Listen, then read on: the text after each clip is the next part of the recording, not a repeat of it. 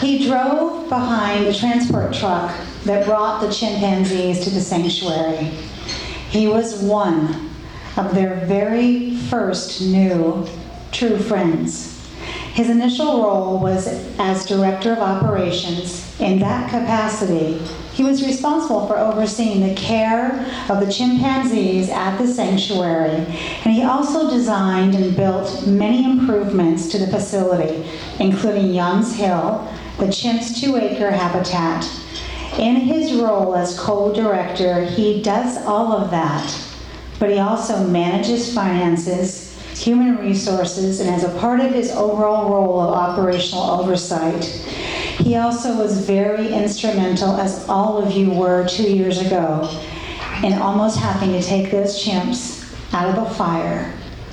Put your hands together for one of my heroes, J.B. Mulcahy.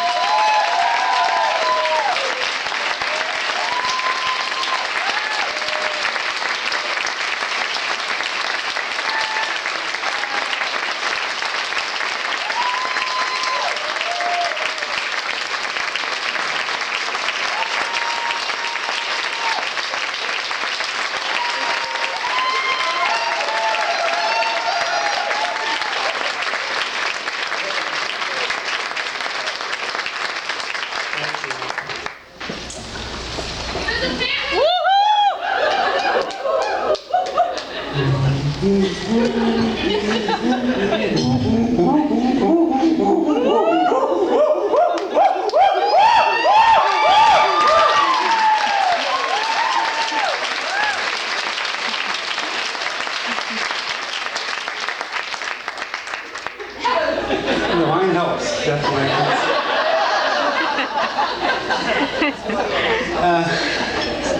Thank you so much for being here tonight. In an ideal world, we would first build a sanctuary and then we would rescue animals. But in many ways, Chimpanzee Sanctuary Northwest has done the reverse. That's what happens when you meet a group of chimpanzees who are living in a laboratory basement. It's difficult to ask them to wait there while you build the sanctuary of your dreams. And building a sanctuary on limited resources requires a lot of creativity and one giant leap of faith. Because this organization didn't have enough operational history to be creditworthy, the property was purchased by our founder, Keith, and then leased to the sanctuary. The chimp facilities were built modestly at first, and largely by volunteers to help cut costs. And when the chimps finally arrived, we continued to stretch every dollar that was donated to us because we honestly did not know if there would be any more coming after that.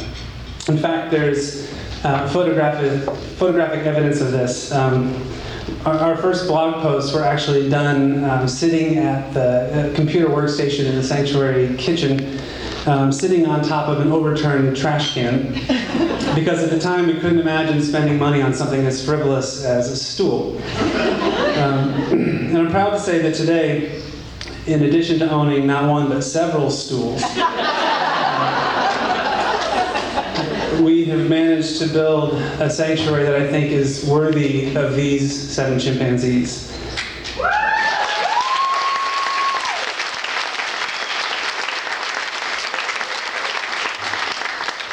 And we've also built a broad network of support to ensure that that sanctuary will always be there for them. And I'm thrilled to be able to say that as we continue our commitment to the chimps in our care, we're finally able to look forward to the next phase of Chimpanzee Sanctuary Northwest. Over the last couple of years, we've done a lot of work behind the scenes to ensure that this organization is healthy enough to take that next step. So we've built up our cash reserves, and we've made rapid progress towards taking ownership of the sanctuary property. This is the foundation on which the future of Chimpanzee Sanctuary Northwest will be built. A future that includes, among many other exciting things, rescuing more chimpanzees.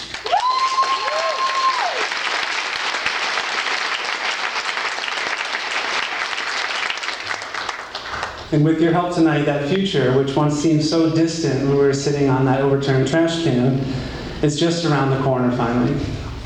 So I just want to say that Diana and I could not be any more thrilled to work for this organization and on behalf of these 7 chimpanzees. We couldn't be any more proud of the work that the staff does, the board of directors, and the volunteers, and we could not be any more excited about the future that we see for Chimpanzee Sanctuary Northwest. So I want to thank you for coming tonight. I want to thank you for being part of this amazing family that has created a good life for these 7 chimps that we care so much about. So thank you, and please support the sanctuary.